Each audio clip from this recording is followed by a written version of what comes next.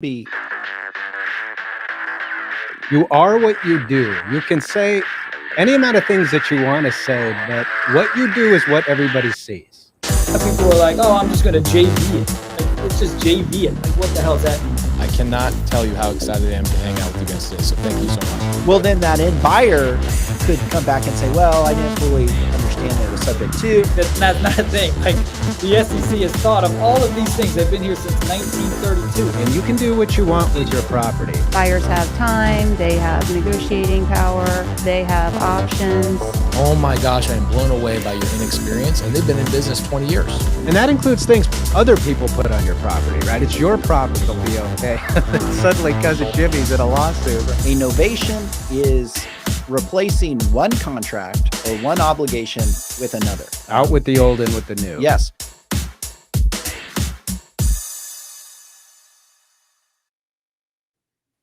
Hey, everybody. Welcome to the show. Today, we're talking about artificial intelligence and real estate. I'm Andy Fowler, and I'm here with Sean St. Clair. If you're new to the show, make sure to give us a like. You can subscribe to our channels. You can find us on Facebook. You can find us on Twitter, now known as X. And you can find us on YouTube. Our handle is @InRem Podcast. That's @InRem Podcast. You can also download an audio version of the podcast. You can find that on Spotify. And you can find that on Apple. So go there, go ahead and download it. We'd really appreciate it. Leave us a review. With that, we're going to turn it over to Sean, who has our legal update. Thank you, Andy. So my legal update today is a discussion on anti-deficiency statutes and how they apply to transactions where properties either being purchased or sold subject to the existing loans. So Arizona is one of about a handful of states that have anti-deficiency statutes. And what anti-deficiency statutes state is that if you're dealing with residential property, the lender is limited on its ability to pursue your other assets to recover its loan balance. So in Arizona, if a property is 2.5 acres or less, limited to and utilized as a single one-family or two-family dwelling, then the anti-deficiency statutes apply, and a lender who provides financing for the purposes of purchasing real estate or that type of real estate may never pursue the borrower's other assets to recover its loan balance. Instead, the lender is relegated to basically pursuing the property, and whatever the property can render, then at that point, that's what the lender can recover. They can't not look to the borrower's bank accounts, their vehicles, their other real estate. They're simply looking to the real estate that was pledged for that loan. And if that real estate is sufficient to pay off the loan, great. If it isn't, then the lender is basically out of luck. So what does that mean for subject to transactions? Well, first, on the acquisition, understand that you're generally going to be dealing with a purchase money loan or a first position loan on this type of residential real estate. And so the seller is generally going to be concerned about still being on the loan, right? Oh, I'm still on the loan and I'm still exposed. Well, in Arizona, not really. You're not exposed financially for that loan because of the anti-deficiency statutes. Instead, really the harm is on your credit. But other than that, there really is no financial risk or financial exposure for a seller in a subject to transaction, because the lender is basically relegated to the property and not the seller's other assets. So that's number one.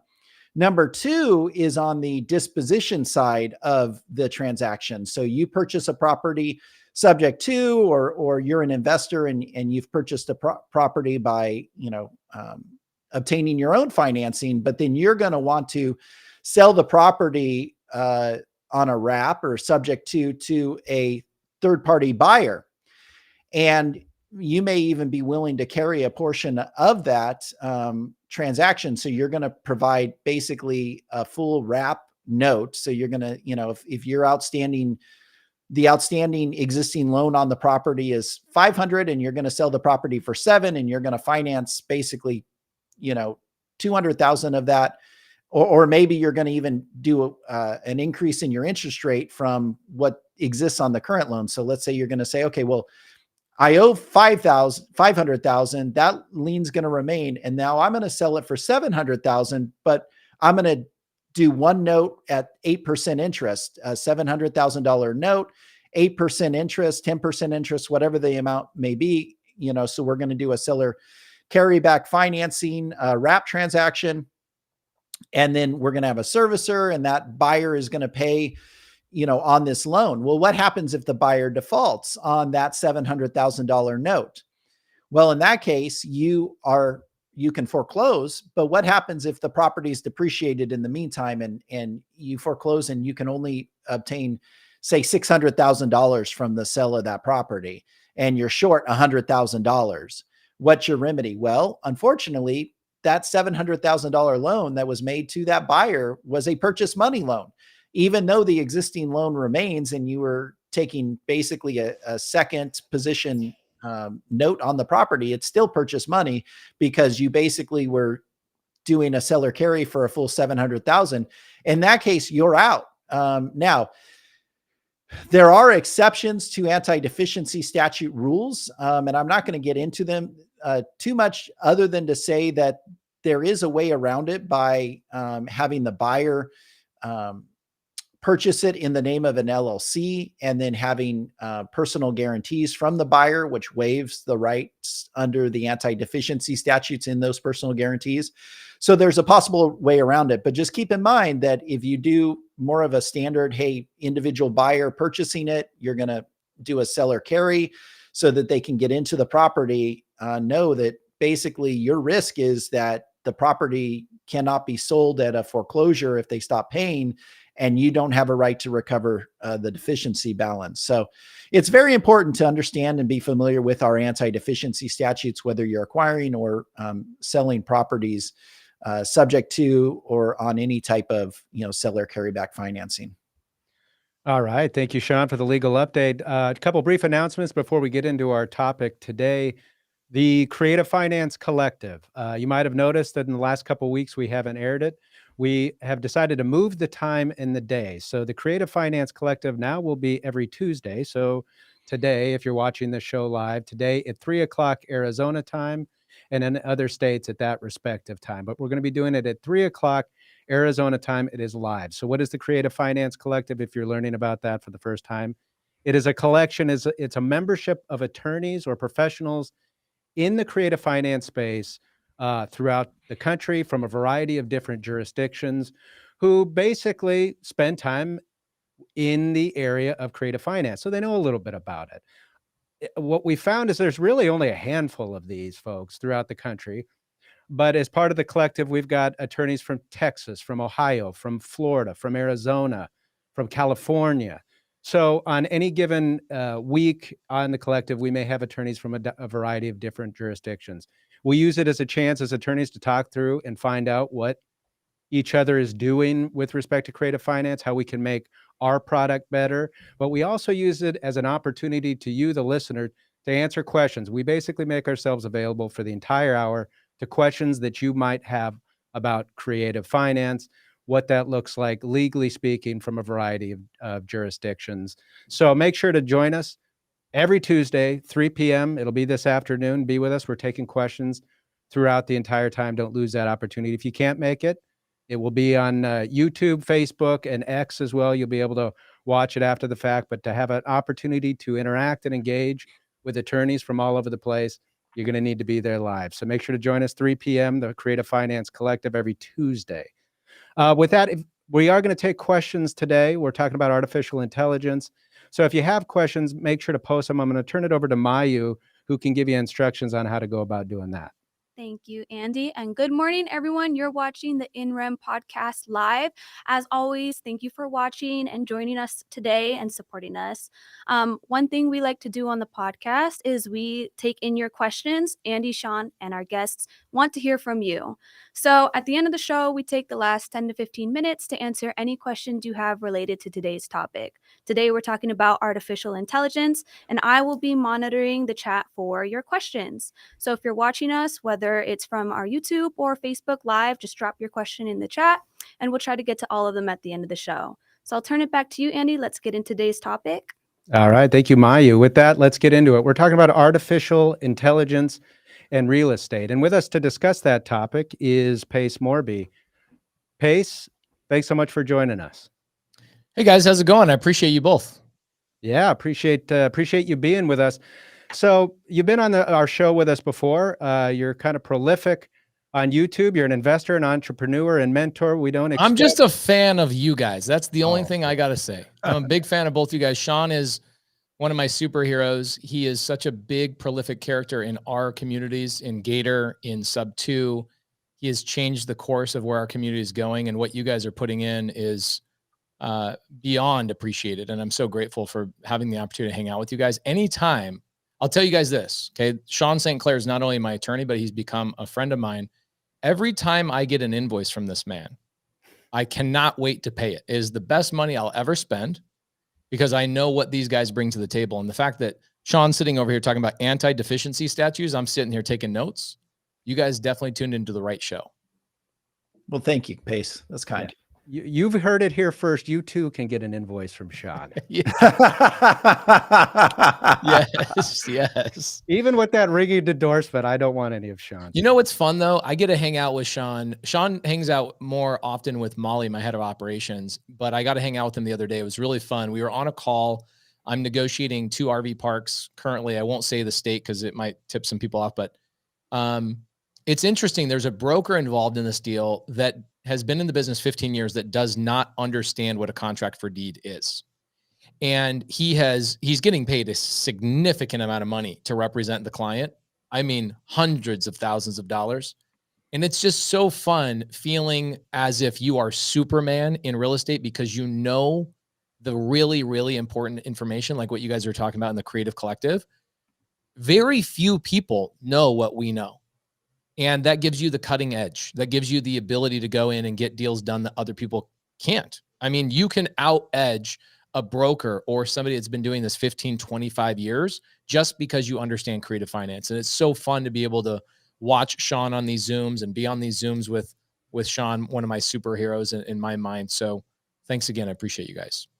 Yeah, again, thanks for being with us. So Sean and I we're attorneys, and we do the best that we can to understand and help our clients navigate the law. But when it comes to technology and things like artificial intelligence, we're kind of newbies and rookies, but we know enough to know that it's coming and we have to be ready for it. And we know that you're in the space looking at this from a mentor perspective, an investor perspective. So let's get in and talk about artificial intelligence. And I guess let's focus on, as we move through this discussion, let's start with how it's currently being used. And I don't necessarily mean effectively or ineffectively, and we can get into that as well. But in what areas are you seeing artificial intelligence in a meaningful way being used currently right now in this space? What a great question, because there's so many people that are talking about AI, but it's not really AI, right? It's like artificial intelligence. I call it AAI. And it's really not actual artificial intelligence, and it's not really meaningful. So it depends on who we're talking to, right? Because if I'm talking to an agent or I'm talking to somebody that's trying to get their word out, maybe somebody that's doing a podcast as a real estate investor, and they're trying to market themselves so they can get more deals or more private money lenders, what have you, there's a plethora of things that you should be using. From editing tools, we've got like beautiful.ai, all the way from the bottom of the barrel, logo.com. If you go to logo.com, you'll save so much money. Just go to logo.com and you'll get 50 ideas of a logo. Then you hand it back to beautiful.ai and go, I like this logo for these reasons and not for these reasons. And in 15 seconds, it'll spit out things that you never even thought were possible. Meanwhile, I'm over here with a graphic designer waiting 4 months for them to return back on a $3,000 invoice, one logo they promised me 3 weeks ago, right? Like there's thousands of those types of applications going on right now. And that does apply to real estate. How does that apply to real estate? Is because I'm trying to market myself. I'm trying to get myself out there. But in terms of what most people want to think about, in real estate investing is I would say lead generation, lead nurturing, and then also closing deals. So I'll tell you what we're currently looking at and what I see all the time. So generating leads. The thing that has come onto the scene the fastest has been callers that there's a company that came out about a year and 1 month ago, and they've gotten better and better and better. What it is they can broadcast to thousands of people per hour, leave either voice memos, text messages, or actually get these people on phone calls. Now, whether they're breaking laws or not, that's not what I'm going to tell you about. We're not going to talk about the solicitation laws and any of that kind of stuff. Sure. But it's being used regardless of what the laws are and what the laws are not. And what's happening is these voices that are being broadcast to generate leads. So they're calling foreclosure sellers that are in foreclosure. That has a lot to do with anti-deficiency statutes, because if I get a deal under contract subject to, and a seller says to me, well, I'm about to get under contract, and the seller says, well, I'm worried about the obligation of this loan staying on, me having the responsibility of this loan and it coming back on me if you fail. Well, now I can plug into AI and say, well, here's the appropriate answer, and here's conversations I've had in the past, and it can navigate. I think within 1 year, the lead generation models that are out right now, in 1 year, will be able to navigate 90% of all lead generation that needs to be done in real estate. Right now, it's being done via text. There's a couple of people that came out with something that uses Go High Level as their backbone. Go High Level, a lot of people know Go High Level. It's just a software platform. It's not AI. But what happens is they go, all right, I'm going to spend 1,000 hours this year, 3 hours a day, creating a map of what every conversation needs and how to navigate this, that, or the other. That's not AI. That's mapping and spitting out an answer based on what if they say this, then I say that. That's not AI. That's just called technology, right? But in the last 3 weeks, I have seen new technology come out. Somebody actually asked me to invest. It's insane. It's actual AI. It identifies based on somebody's voice where their phone number is. It can identify what religion they are, how old they are. It can identify their the inclination of whether they want to be on a longer phone call or shorter phone call just by the tone of their voice, which I'm going to tell you, as somebody who closes real estate deals and calls sellers frequently, or that was the bread and butter of my business for a very long time. It took me thousands of hours to gain that skill. And even with that skill, I get it wrong sometimes. Like, oh, dang it, I shouldn't have brought up football, this person.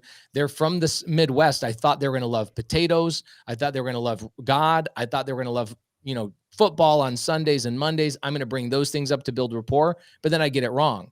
You listen to the AI having conversations with these people, and it is pinpointing with like 99% accuracy how these people want the conversation to go, what their objections are going to be. So now the AI is starting to come up with the objections before the objection actually is there. It is absolutely crazy. And they're launching that, I think, in about 60 days. They let me see it. They've already raised their first seed fund of like $3 million. It's active. It's generating leads and closing deals. And it's got to a point where these human beings, bless their hearts, there is like 80% of our population, in my opinion, that's not even using Google properly or the internet to find their answers. The people who are not using ChatGPT, the people who are not using Google whatsoever, they have no idea that this is not a human being on the other side. And at the beginning, here's what happened. Sorry to go on a rant because I'm excited about this. It's crazy what's happening. The person, this is the craziest thing. If it's a woman that picks up the phone, a man's voice responds. If it's a man that answers the phone, it's a woman that responds.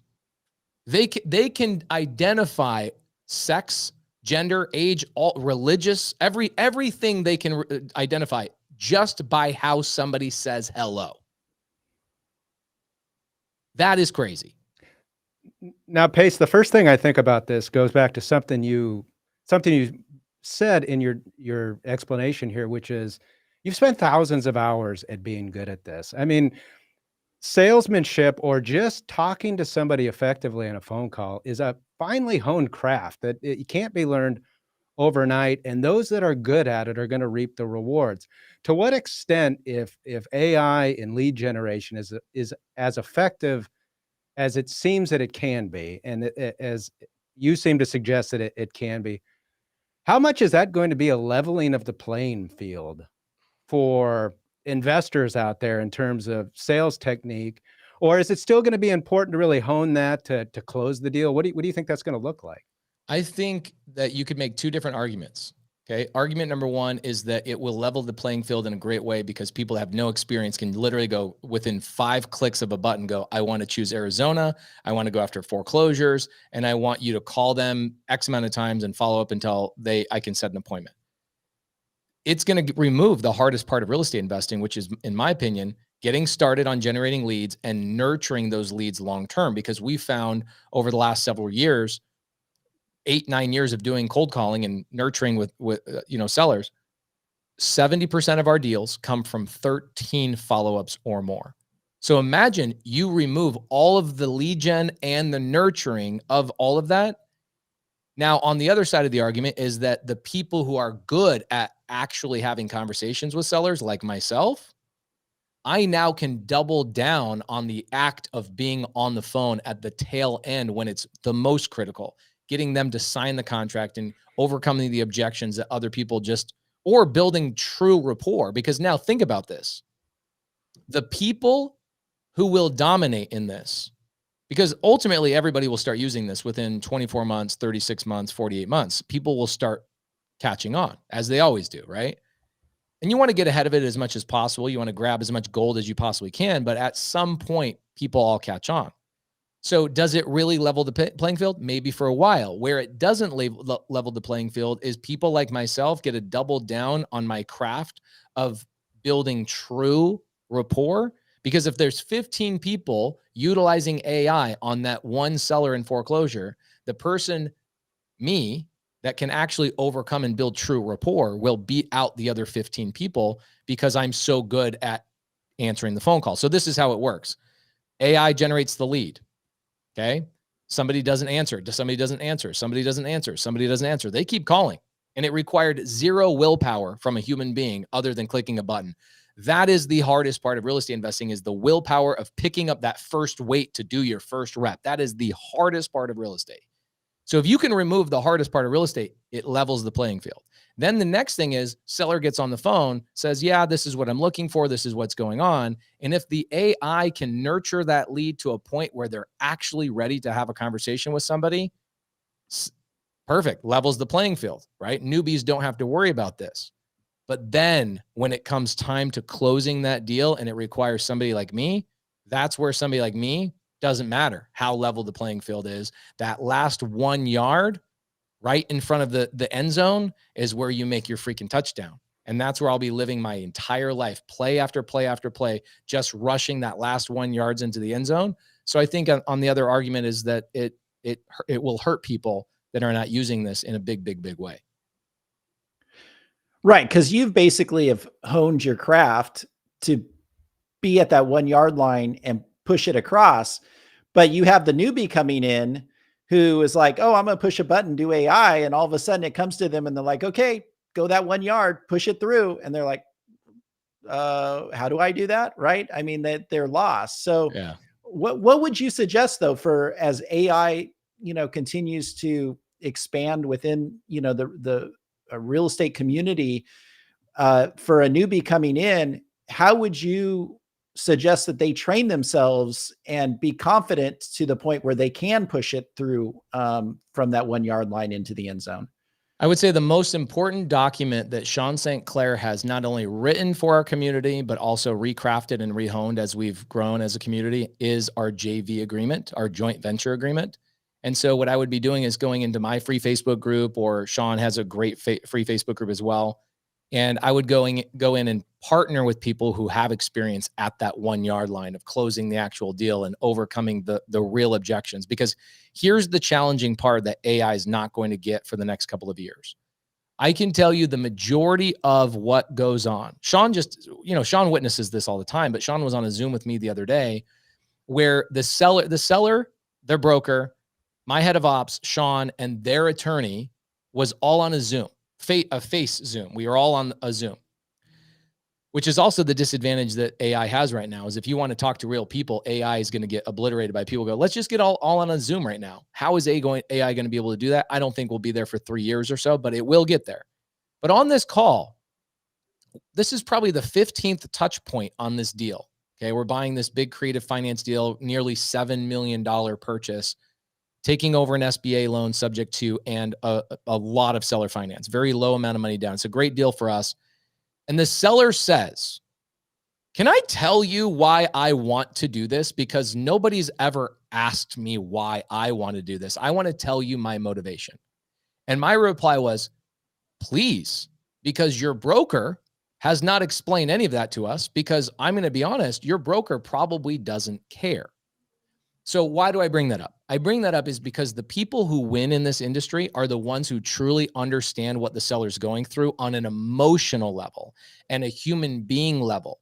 Oh, you're going through a divorce. That must be tough. Let me counteract that by providing this benefit or this timeline, or let's do a holdback where you can live in the property for a month while you find a new place, and provide creative alternatives to just let's close a deal, right? AI is not there yet. And so if I'm a newbie, there's thousands of those iterations, thousands of those conversations that we have with sellers where the seller has an emotional motivation. They have an emotional thing that is going on, and they have an emotional thing that needs to be overcame. And so that comes with experience. So the best thing you can do as a newbie is go find those people that have been in the business for a couple of years, people in our community, and you go to them and say, if I can bring these opportunities to you, can we JV or joint venture on these so I can watch you make that 1 yard push into the touchdown, which is more important than the previous 99 yards. That would be my suggestion. So let's jump off from there in talking with other professionals and mentors and things like that. Advertising and marketing's, of course, a big area in AI, and you can argue the lead generation obviously is part of that.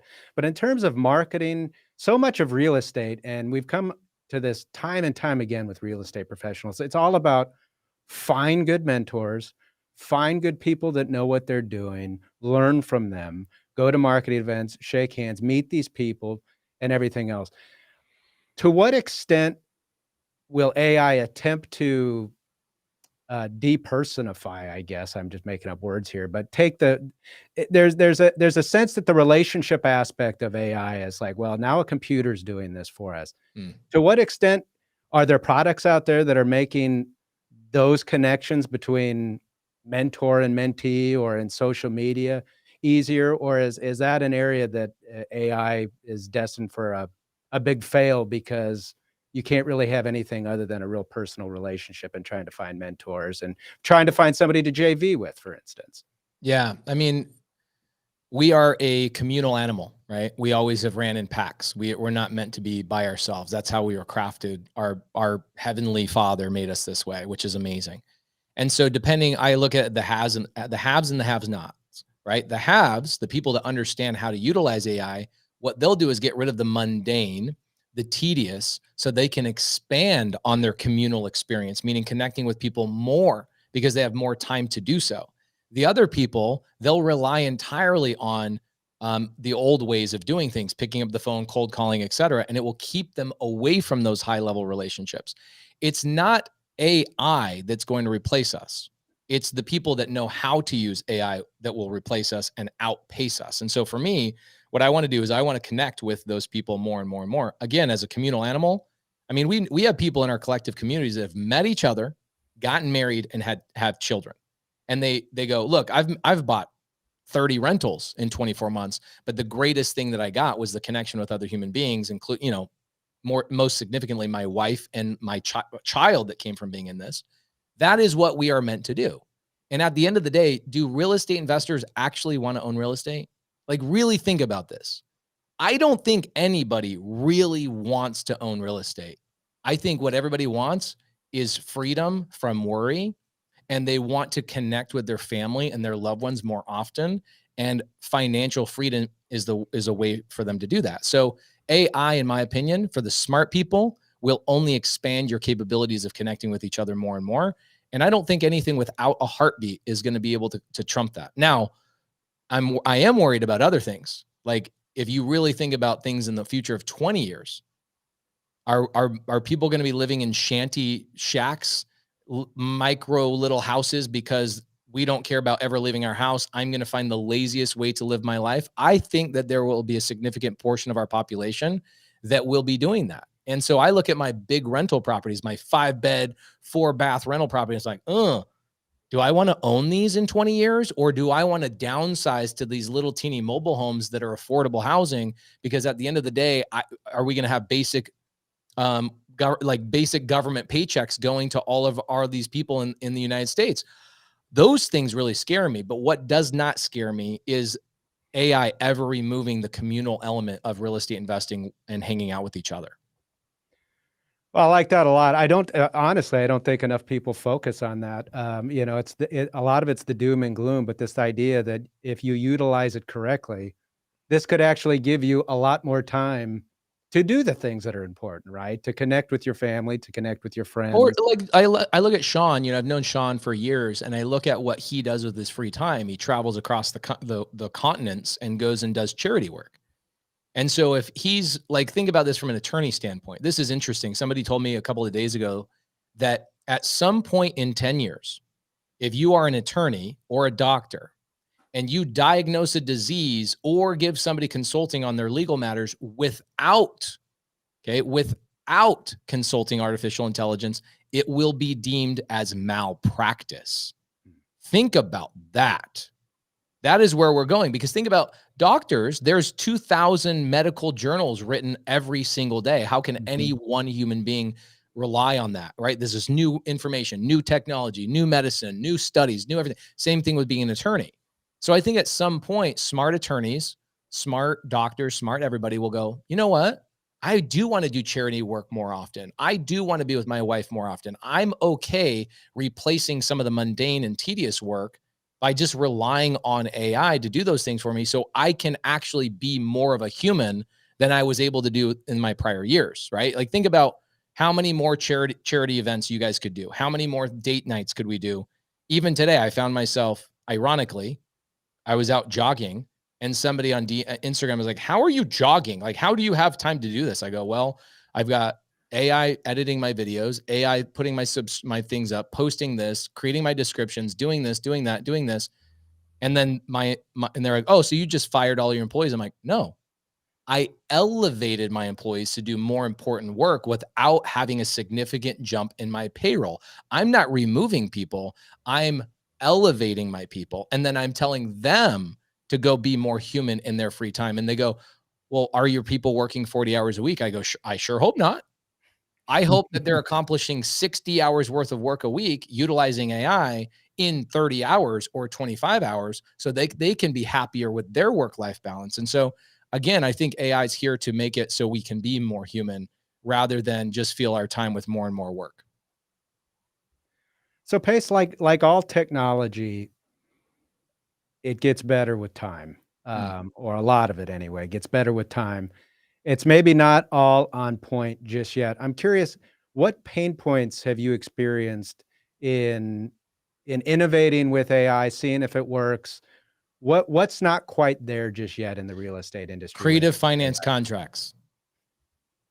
Think about this, right? We in the creative finance space are spoiled by a couple of things. Number one, we're spoiled because we have this superpower that other real estate investors don't have, or other real estate closing attorneys don't have, other escrow officers don't have this amazing knowledge that the 1% of the 1% possess. Is that it's very rare for a Sean St. Clair or a Pace Morby to walk into a transaction and not know how to solve that problem, okay? The information about creative finance is not as widely spread on the internet. Therefore, ChatGPT or other AI cannot pull from that data to give quality data points. So for example, right, if Sean helps me negotiate and works on a lot of our big deals. Sean has to look at the nuance of the seller. He has to look at the nuance of the buyer. He has to look at maybe the tax implications or the privacy things that the sellers are worried about. Maybe a trust is involved. Those don't really exist in the traditional real estate space. It's like, okay, buyer wants to buy this and seller wants to do this, and there's an inspection. It's very rudimentary. It's very cookie cutter for the most part. In the creative finance realm, when we're like, all right, let's create a contract that will make sense that I don't have to have an attorney involved. Good luck. It's not going to happen anytime soon. And I think that that's a good thing. I think that gives us an upper hand on the world trying to create AI around creative finance. It's not going to happen for us. We are the caboose, I say. This train is moving forward, but the great thing is creative finance is at the very tail end, the caboose. It's the least painful situation. Most people are trying to adopt it in traditional real estate right now, adopting it into contracts. And then what they do, this is interesting. Somebody just sent over, Sean just created a lease option purchase for me to buy a big property up in Montana. I didn't read it, because that's why Sean does the thing. And that's why I love working with him. He did the thing and he sends it to Molly. Molly sends it to the client. This is what the client did. The seller. He took the contract, he put it into ChatGPT and he says, hey, ChatGPT, how does this contract protect the seller? And how does this contract protect the buyer? And in 45 seconds, it gave him a bunch of answers. And he goes, I'm going to send that to my attorney. I go, why did you, I sent him a text. I go, why didn't you just send the contract to the attorney? He goes, because it's the difference of $2,000 versus $400. So like those things on regular transactions are going to be okay. And it's going to be accelerated. But when you get to creative finance, you're going to have I think, again, the cream will rise to the top. The smart real estate attorneys will dominate the space because they know how to think outside the box. And ChatGPT is basically that box, if that makes sense. So contracts has been really hard. I don't think we even want to play around with it for a couple of years. We tried it for 6 months, and there's easier, lower hanging fruit to handle. Things that are a lower lift, less of a lift. Lead generation is the easiest one. And I'm going to tell you right now, I listen to some of the callers that are making these calls or the text messages that are coming in. I'm like, I can tell that's a robot. But the human being, the seller on the other phone, has no clue. The agent has no clue. And there's things that these lead gens are doing right now that they start the call off and going, hey, I'm so sorry. I'm up in the mountains, so my cell phone reception is a little bit laggy. So if it lags, I apologize in advance. That's the first thing they say. These humans are easy to manipulate. Okay. And so I think AI is going to continue to dominate that until it's perfected. And then creative finance contracts will be the tail end caboose of the whole entire solution. What about on the due diligence side? Are there technologies you're using, or do you think are coming that will help assist learning about the property, understanding, the past title history?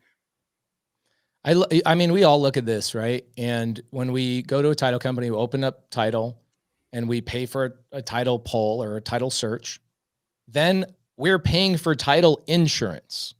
And if you understand what title insurance is, I own some title companies. It's a great scam. It's an amazing scam.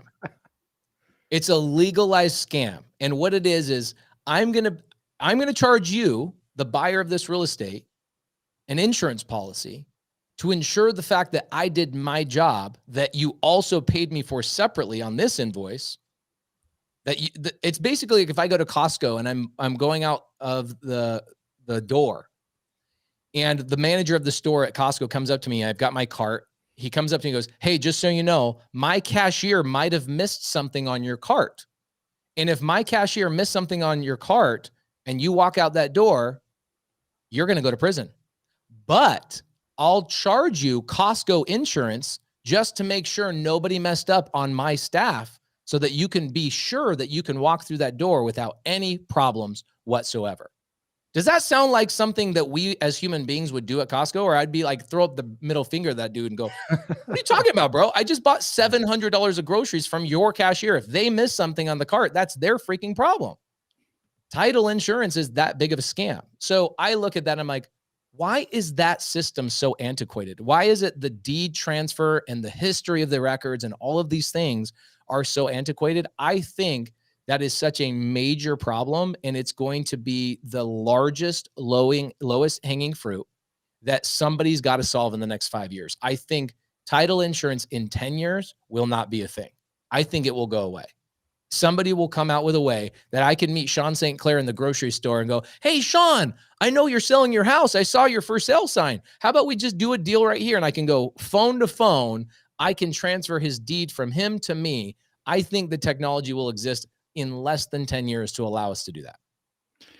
Yeah. So in that case, you don't even need escrow agents. And in fact, Andy knows more about this than I do, but you even have the ability to do virtual transactions and virtual escrows using the blockchain. Right. And, those are secure, more secure than even going through, escrow of an actual, physical escrow office to do it. I think there's a lot of professions that we might see coming to an end with AI. Escrow agents maybe being one of them. What about real estate agents? Oh my gosh. I'm sorry, real estate agents. Open Door saw this 12 years ago. They looked at the real estate agents and they go, man, these real estate agents, this is my opinion. I'm not a licensed agent, so don't take this on Sean and his partners at all. But I'm telling you, I have very little respect for the typical real estate agent. They don't bring a lot to the transaction. They hold things up. Sellers are constantly frustrated with them. And you know what's funny is who dislikes real estate agents the most? Other real estate agents. They don't even like working with each other. They bicker and they fight and they tear these transactions up. Meanwhile, the buyer and the seller just want to get a deal done. And so I think the AI technology is going to remove a lot of the paperwork, the paper pushing, the due diligence, the making sure the contracts are clean and all of those types of things. And they're still going to need an advisor. They're still going to need somebody that steps into the transaction and goes, all right, let me make sure you understand what's been given to you. Let me walk you through the points. Let me walk you through the thing. I think that every part of real estate is going to change. Now, the 1% of real estate agents are phenomenal, because what are real estate agents at the end of the day? They are therapists. I'm sorry. I'm sure even real estate, I'm sure even attorneys feel this to a certain degree. Like, I don't know why I'm your therapist, but fine, I'm going to give you some therapy here. Here's why you should do the deal, and here's why you shouldn't, and da da da da da. Real estate agents spend more time consulting, consoling, and nurturing their clients than they actually do talking about real estate, right? This is a big decision for them. And so I think what real estate agents' role is going to turn into is more of a nurturing role of, hey, you are making a good decision. This is a good deal because of the da da da. And they'll be basically that voice in their ear. But all of the minutia of getting under contract, inspection periods, clearing title, all of those things that we see that take weeks. I mean, how many times have you guys been in real estate transactions and you're like, why have we not gotten clear title yet? Why are we 3 weeks into an open transaction and nobody's even ordered an inspection? I think transaction coordinators are going to have a hard time in the future as well, because transaction coordinators right now are babysitters over agents, babysitters over escrow officers, babysitters over the mortgage company and getting payoffs. I think the blockchain is going to remove a lot of these jobs or amplify the people that use the technology. It's one or the other. So speaking of babysitters, let's talk about a few more: loan servicers and property managers. Two other industries that are heavily reliant on being able to send forms in the event that you either fail to pay or do something. Seems like tech can do a lot of that. I think the service industry right now, I don't see how any way I look at the property management industry as more of the service industry. There's a lot of technology of like posting a property, getting the photos, doing the listing online and getting applications. There's a lot of that will get automated. And what's going to happen is property management companies are going to lower their management fees from 10%, 8% down to 7, 6, or 5%, because they'll be able to have a race to the bottom on those costs, is my personal opinion. However, the part of the property management that they bring to the table that will be hard to remove or replace is when my carpet needs to be replaced or my the property needs to be turned over. Now, man, I hope somebody in the future, might be 30 years down the road, figures out how to get a contractor to show up on time that's just a robot. And it's not even, I don't have anything against the contractors. I just think contractors attract a very disorganized type of demographic, because what they're doing is they're constantly being bid against Homeowners don't know what things really cost. So they're bidding 5, 6 times, beating these contractors up, and the contractor has no choice except for to make it up in volume. So if you make it up in volume, guess what you're doing? You're doing way more jobs than you can probably physically handle. So I think that's something, again, at the caboose. I don't think that's going to get solved for a long time, but the property management, the front end of it, that's ripe for disruption as well. I don't want to be doom and gloom, but I am fearful. Because when they talk about, oh, well, the fax machine came and the email came and internet came and it removed a lot of people's jobs, like phone operators lost their jobs. I'm like, yeah, but it created a lot more software developers. It created a lot more this. There was more jobs created during that time than were destroyed. I don't think it's going to be the same way. I think personally, I don't know this for a fact, and I haven't done enough research, but I think we're headed to a UBI, a universal basic income, that the government's going to have to pay a lot of people just to sit at home and live their lives, because I think a lot of jobs are going to be disrupted, and the people who understand how to utilize this technology, property management companies and the like, they'll rise to the top and become ultra wealthy. And the 99% that are like, I don't want to do that much work, they're going to be basically on UBI. All right, Pace, we have a few questions. Maya, I'm going to turn it over to you. Give us some of those. Sure. So we do have a few questions that we can circle back to today. Thank you, everyone, for sharing your thoughts. Well, I'll read them off as is, and I will leave it to you guys to interpret them amongst yourselves. So starting with the first question, will AI be used primarily for scripts based on what has worked before on closed transactions? That's not, I wouldn't really call that AI. Again, that's modeling, right? So what they're doing is if in the past this has succeeded, then I want you to reply with this. What AI does is predicts what the seller is going to say next before the seller even says it. Identifying the individual. Guys, I do this funny trick when I go to Bigger Pockets conference, where I'll stand in line and people will come up to me, and without them saying anything other than, hi, my name is blank, I can say how many children they have, whether they're married, they're not married, or divorced. I can tell you what part of the country you came from and where you currently live. I can identify somebody that's like, I was born in Omaha, Nebraska, but I live in California. And I can tell them that based on how they're dressed, how their feet are positioned, how their tone of their voice went up or down. I can do that as a human being because I talk to so many people on a daily basis. That's not artificial intelligence. That's just gathering a lot of data points. What artificial intelligence is going to do is it's going to look at one shoelace on this person and predict the rest of what they're wearing before they even say a word. And so a true AI, not modeling of, oh, the seller brought up this keyword, so it's going to trigger this thing and go high level, which is the name of the software a lot of people are using. Seller says, I have a problem with why would I let you take over the payments? Then the model goes, okay, hold on, I got to search for the answer. Rather than AI, it does the opposite. They will answer an objection before the objection pops up. That is what AI will do. Hopefully that makes sense. It does. Thank you. So we'll move on to, this goes back to calls with AI. Mm-hmm. If the AI starts the first contact on a real estate deal, how does it progress when you need to have a follow-up call? How does the handoff from AI voice to the closer go? Okay, this is so great because I do live calls a lot for my community. I mean, in fact, I'm doing live calls today from 4 to 7.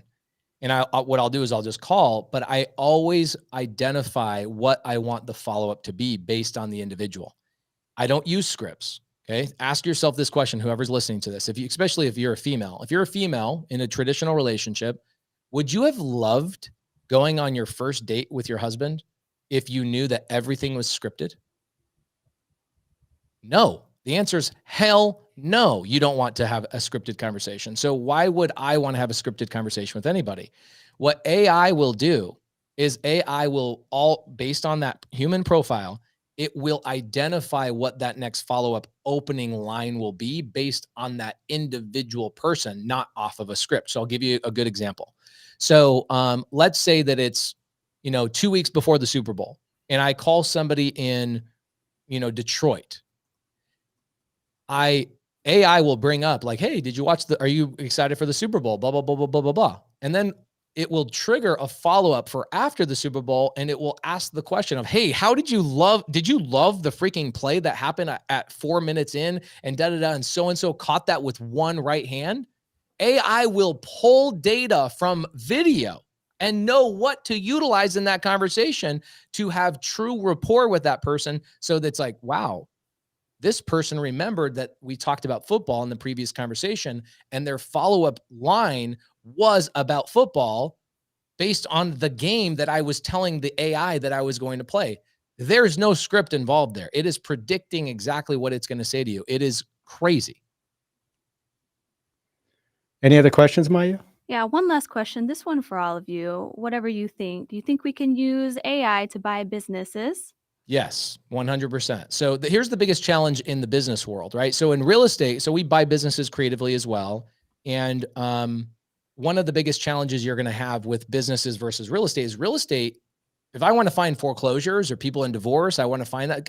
Guys, there's 1,000, literally maybe even more than 1,000 websites I can go to go get lists of these people that are basically public data, right? This person's in foreclosure. Everybody knows about it. This person's going through divorce. We all know about it. This person has a code violation on their property. It's all boarded up. We know about it. Guys, it's not like that in the business world. It is very challenging to find motivated business owners. And so I think the first thing that's going to come out with AI in business purchasing is how to scrape the country's LLC data, how to aggregate that, and then how to bucket that into motivated sellers. So it'll say, oh, this person's owned this LLC for 25 years, and this LLC has ownership in such and such and such based on public record. They've owned this body shop for 25 years. Okay, well, that's probably a tired landlord, somebody who's owned that business for over 25 years. That doesn't currently exist, at least that I've seen. And so the first thing that's got to be accomplished in the business buying world is aggregating all the businesses together in one data set, and then have a website that somebody can go to and go, I want to buy all the car washes in the Western United States that have been owned for over 10 years by the same owner. That does not currently exist.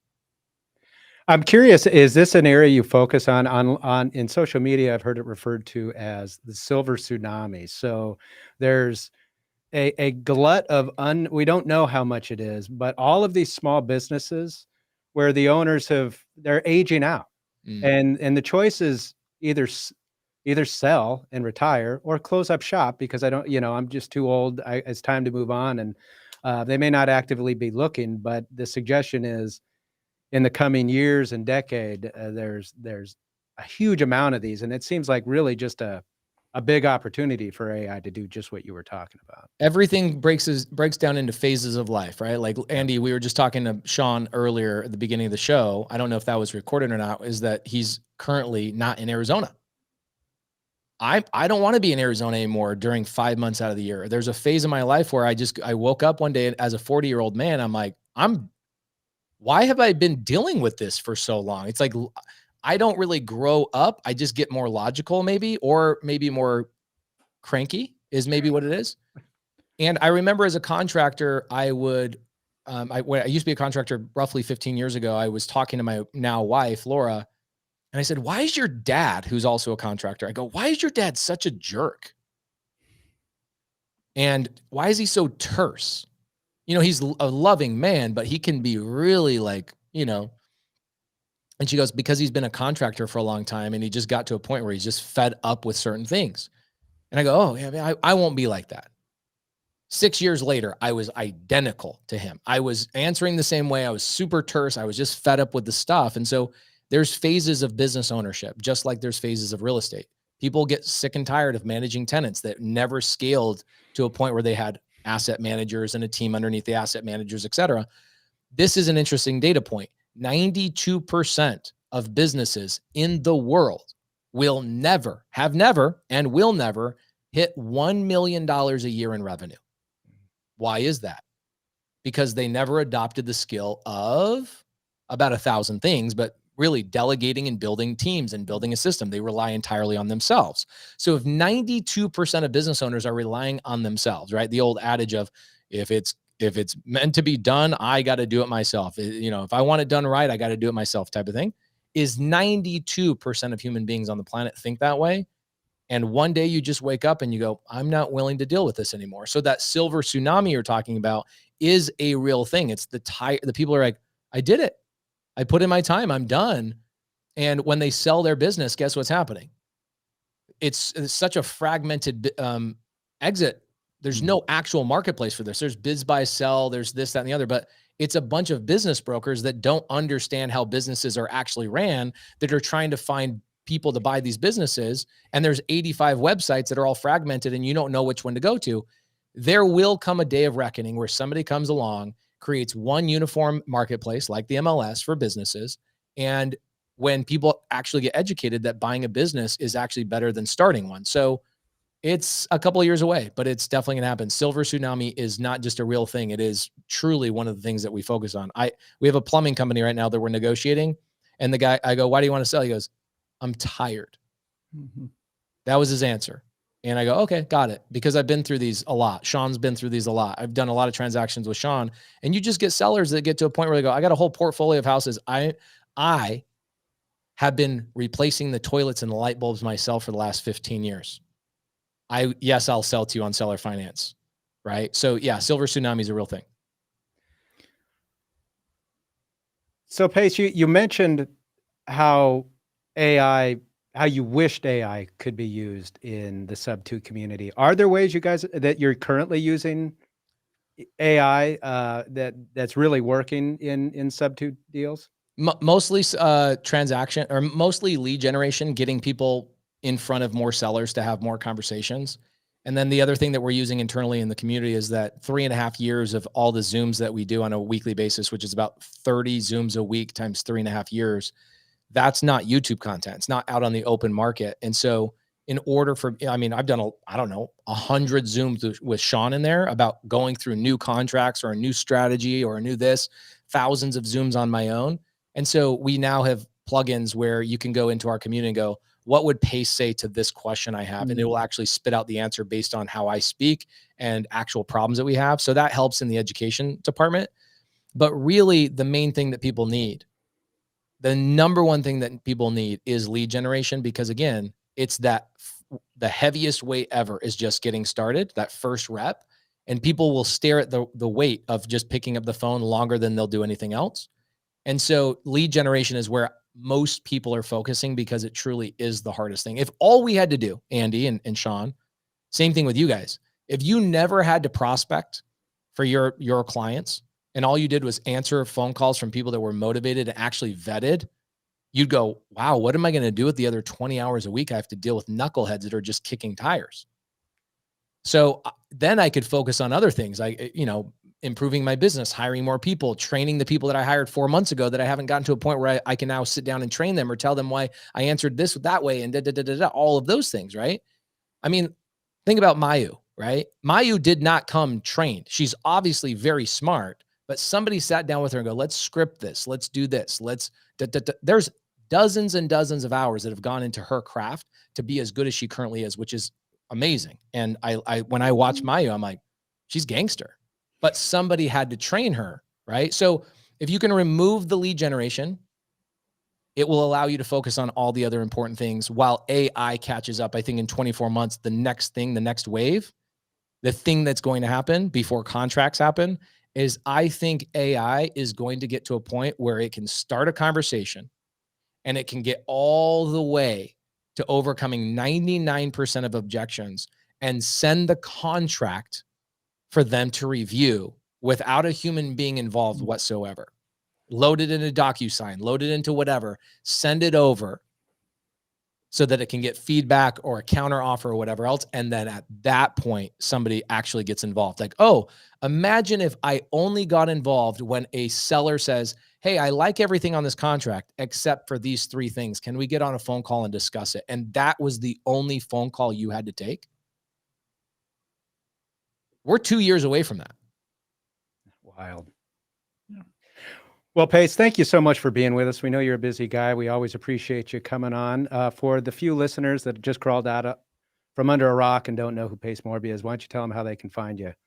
Guys, listen to Collective the Creative Collective with these guys later this afternoon. What time is it again? It's 3? 3 p.m. Arizona time. Guys, just so you know, anybody else that goes off other time zones, y'all are knuckleheads. Arizona is the only state besides Hawaii that does not change our time zone. Everybody else changes our time zone. Look up the Arizona time zone, 3 p.m.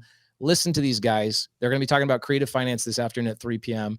If you want to learn more about what I do, you can buy my book on Amazon. It's like a $17 book from Bigger Pockets, and it's currently the #1 book Bigger Pockets has ever sold. I think the reason why is because I decided to put a video companion guide in the back of the book that's like 18 hours explaining the book and breaking it down with whiteboard videos.